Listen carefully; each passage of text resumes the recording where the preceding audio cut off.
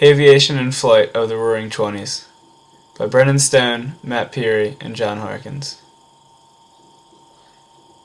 Initially, the Wright brothers, Orville and Wilbur, flew the first airplane in 1903 on December 17th. Their initial flight inspired many in the aviation industry to improve upon the brothers' sensational design. Their invention and flight led to the aviation golden age of the Roaring Twenties. The First World War sped up the development of airplanes, which were then just being developed, so that by the early 1920s they were much more reliable and capable of flying longer distances and carrying heavier loads. This made possible the carrying of passengers and freight on a commercial basis. The ability to travel long distances quickly but with relatively light loads meant that the earliest commercial freight services were mainly mail deliveries. Airmail began crossing the country successfully in the mid-1920s. The Kelly Act was passed. This act authorized the Postmaster General to contract for domestic airmail service with commercial air carriers. It also set airmail rates and the level of cash subsidies to be paid to companies that carried the mail. The act permitted the expansion of airmail services without the burden upon the taxpayers.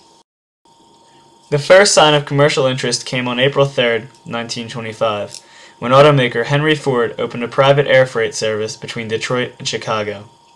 Soon after, more companies opened private air services. Harry S. New, Postmaster General, under President Calvin Coolidge, wanted the airmail carriers to expand their routes and to buy larger planes to carry more passengers. He awarded contracts only to the largest companies that bought the largest aircrafts which could accommodate more passengers. He rewrote the Kelly Act in order to entice carrier services to travel longer distances. Now services would receive extra grants for traveling further. In May 1926, Congress passed the Air Commerce Act, which gave the government responsibility for fostering air commerce, establishing airways, and aiding air navigation. Improved aircraft technology helped increase the volume of mail and freight that could be carried. Some airplanes could carry passengers, baggage, and airmail. The increase in airmail brought the world together during the 1920s. Airplanes were initially built predominantly of wood and canvas, but continual developments in the aviation industry over the first decade of powered flight led to increasing use of metal parts and panels until complete all-metal airplanes became the norm. Pilots who returned from World War I supported themselves by traveling all over the country, visiting rural and small towns, and showing off their flying skills, as well as taking paying passengers for rides. A fairground with sufficient distance to take off and land was great for these early daredevils. These barnstormers, as they soon came to be known as, helped ignite the interest in aviation amongst America's public.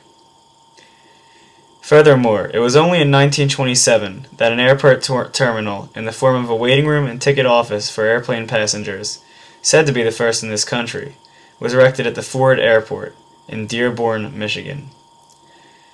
A few more years later, in 1929, a few principal airports had passenger terminals with comfortable waiting rooms, but still, most of the existing airports were nothing more than open fields. With increasing capabilities of these 1920s planes, the opportunity for daring men and women aviators to break and set aviation speeds and distance records arose. They captured the imagination of the public who loved the flying machines and who followed their exploits, treating these pilots like celebrities. Crowds would be waiting to greet the pilots after epic flights, and huge street parades would be held in their honor.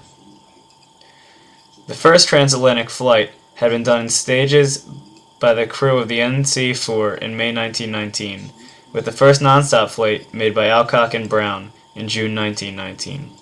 Charles Lindbergh gained international fame as the first pilot to fly solo and nonstop across the Atlantic Ocean, flying from New York to Paris on May 20th, 1927 in a single-engine airplane, the Spirit of St. Louis. This flight took 33.5 hours to complete. His accomplishment had immediate and immense impact on the world. As soon as President Coolidge heard that Lindbergh's flight was successful, he ordered that he return to America to receive the Distinguished Flying Cross. His feat instantly propelled him as a cultural icon, and his life would never be the same.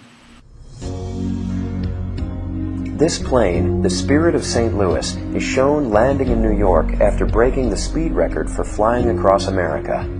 Its pilot was Charles A. Lindbergh, a then unknown airmail pilot. He was determined to win the $25,000 prize being offered to the first person to fly across the Atlantic Ocean to Europe. On May 20th, 1927, his small plane was towed from its Long Island hangar. Overloaded with fuel, he barely cleared the end of the runway at takeoff. An anxious world followed every news bulletin. 34 hours later, Lindbergh landed and was welcomed by 100,000 cheering Parisians. He was awarded the French Legion of Honor. An American Navy cruiser was sent by President Coolidge to bring both the plane and the pilot back to Washington, D.C. Once there, Lindy was awarded the Congressional Medal of Honor. One of the early barnstormers, Amelia Earhart, was the first female pilot to achieve many of the records, such as the crossing of the Atlantic Ocean and the English Channel.